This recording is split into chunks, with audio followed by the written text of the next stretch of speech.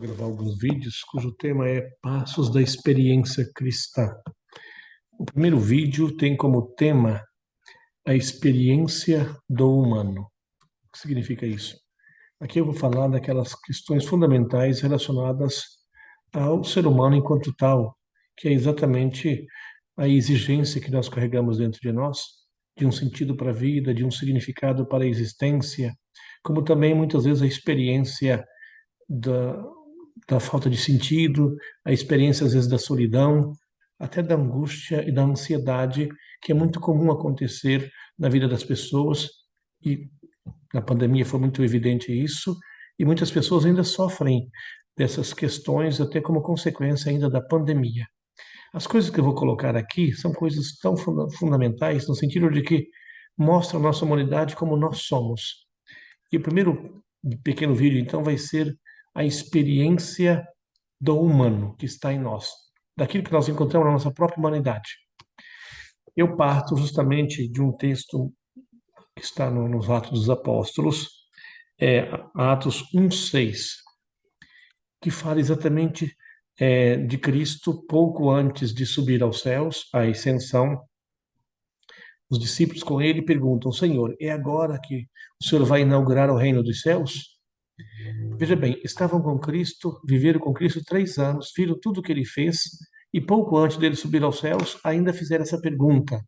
Significa que não tinham entendido muita coisa. Mas aqui, para indicar exatamente os passos, como o texto coloca, mesmo depois da longa convivência com Jesus, depois do desastre no Calvário e do mistério da Páscoa, os apóstolos haviam compreendido ainda muito pouco a respeito dele. De fato, perguntaram-lhe ainda quando ele estabeleceria o reino de Israel, tal como era concebido por todos, um reino de supremacia terrestre e política, e faltavam poucas horas para a sua subida ao céu. Veja bem, se não tinham compreendido ainda, por que o seguiam? E havia entre eles pessoas que tinham largado tudo, família, as redes, o trabalho, etc. Certo? Por isso que é uma experiência muito radical que aconteceu com os apóstolos, com os primeiros que seguiram Jesus. Então, se eles não tinham entendido nada ainda, tanto que fizeram essa pergunta para Cristo pouco antes dele subir aos céus, por que então o seguiam de verdade? Porque Cristo tinha se tornado, para eles, o centro afetivo. Isso é fundamental. Como foi isso possível? Cristo era o único, atenção aqui, em cujas palavras sentiam que toda a sua experiência humana era compreendida e as suas necessidades eram levadas a sério e trazidas à luz naquilo em que eram desconhecidas e confusas. Assim, por exemplo, aqueles mesmos que acreditavam necessitar apenas de pão começaram a compreender que não só de pão vive o homem. Veja bem, foram atrás de Cristo. Pensa no milagre. Quantos foram atrás dele por causa do milagre dos pães? Mas permanecendo com Cristo, particularmente os 12, se deram conta de que eles precisavam muito mais do que o pão físico, pois Jesus mesmo disse: não só de pão vive o homem. Então veja bem, o que aconteceu então com eles? Certo? Assim, por exemplo, repito, aqueles mesmos que acreditavam necessitar apenas de pão, começavam a compreender que não só de pão vive o homem. É o que acontece conosco muitas vezes, nos apegamos em tantas coisas, claro, buscando a nossa realização, mas depois nos sentimos carentes, as coisas nas quais nos apegamos, tentando preencher o nosso desejo de amor, de felicidade, não nos preenche totalmente, o coração grita por algo mais. E aí você entende essa frase: não só de pão vive o homem. Cristo se lhes apresenta exatamente assim, como um outro, maiúsculo, que é Cristo, Deus feito homem, que vem surpreendentemente ao seu encontro, ajuda-os, explica o seu sofrimento, cura, cura-os, mesmo que sejam aleijados ou cegos, faz bem à alma, responde às suas exigências, está inteirado de sua experiência. Mas o que são as suas experiências dos apóstolos, mas de cada um de nós? As suas experiências, as suas necessidades, as suas exigências são eles mesmos, aqueles homens que estão ali, a sua própria humanidade. Olha para, se nós olharmos para a nossa própria humanidade, o que que nos move no dia a dia? O que que faz com que nós nos perguntamos muitas vezes, o que que estou fazendo nesse mundo? Por que a pandemia? Por que essa falta que muitas vezes sentimos? Por que às vezes uma tristeza e até um vazio? Isso porque nós somos humanos, são experiências humanas, mas Cristo veio justamente para saciar essa sede, para encher o nosso coração, que tem sede de algo infinito. Entende? Isso significa partir da experiência humana. Esse é o primeiro fator fundamental. A primeira condição para reconhecer Cristo, para amar Cristo, é dar-se conta da nossa humanidade, do grito que nós carregamos dentro de nós, do desejo que não tem limite que está em nós. Também muitas vezes da experiência da tristeza, do vazio, até da angústia, por conta dos limites das coisas que acontecem na vida. Tudo isso não é negativo, é positivo, porque escancar o seu coração obriga você a gritar. E quem pode responder a esse grito? Quem pode dar essa resposta? Quem nos cria com esse grito? E aí, olha só que coisa maravilhosa. Cristo chega, pois, exatamente aqui, à minha postura de homem, quer dizer, de alguém que espera alguma coisa, porque se sente carente, totalmente carente.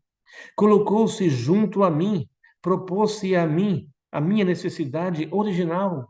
Quando se fala de carência aqui, não é carência sentimental, é uma carência estrutural. Nós somos incompletos, graças a Deus. Santo Agostinho descreveu isso de uma forma tão bela. Fizeste-me para ti, ó Senhor, inquieto estará meu coração, enquanto não repousar em ti.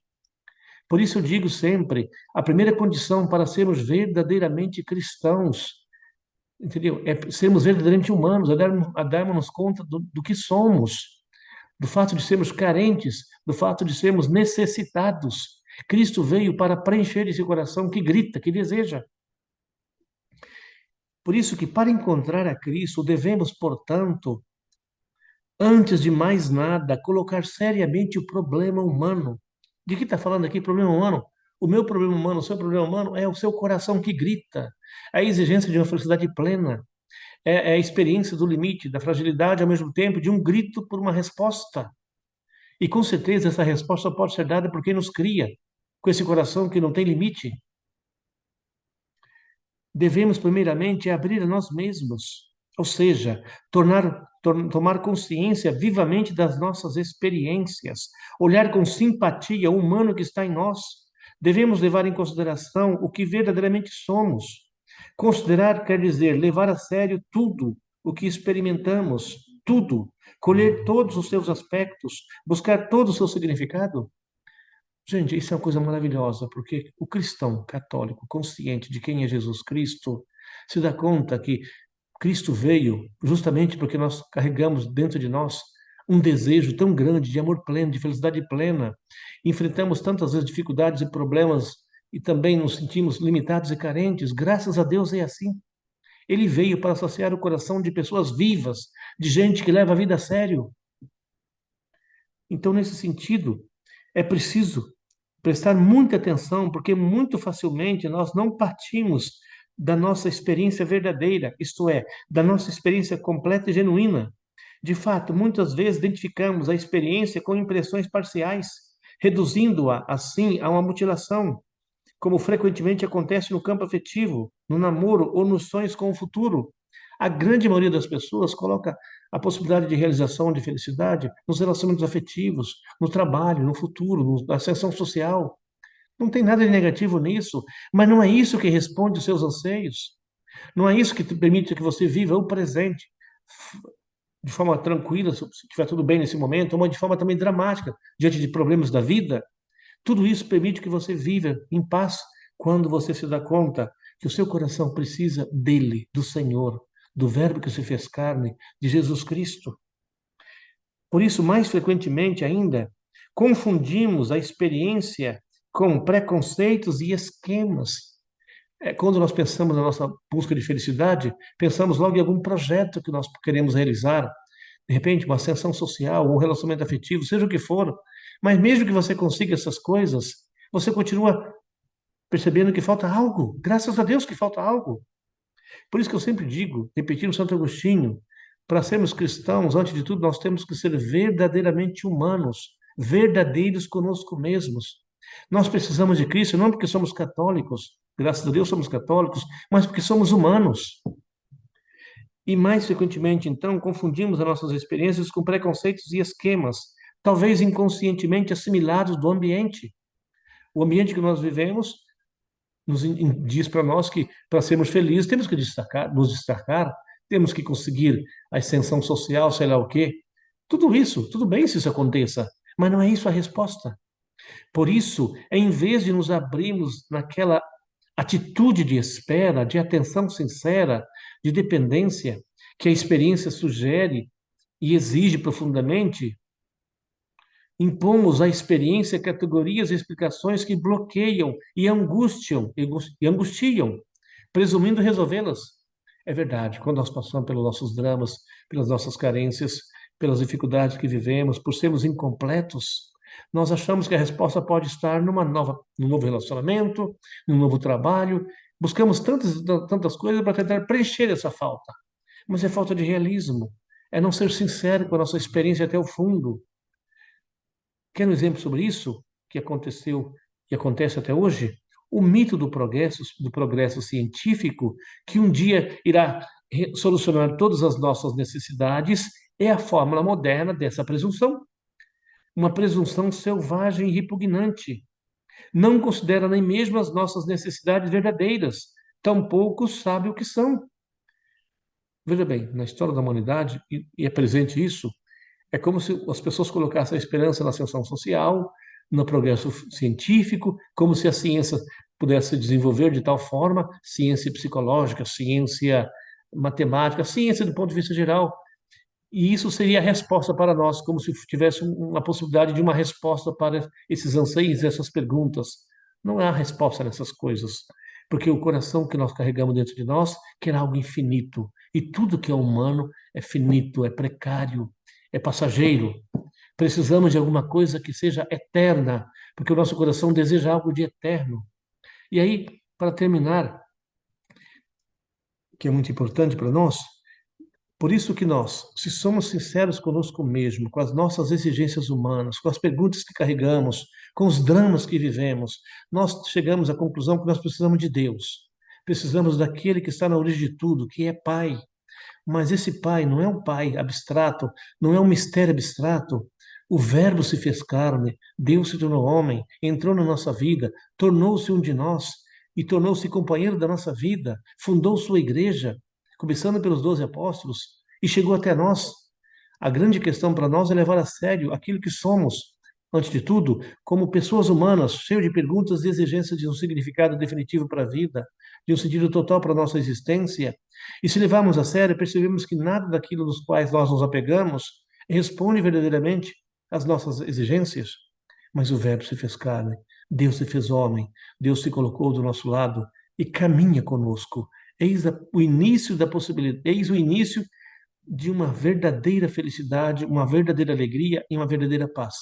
Digo isso com propriedade porque eu faço essa experiência, graças a Deus, com todos os limites, vendo que as coisas são precárias, que nada me basta, mas graças a Deus eu sigo aquele que me basta.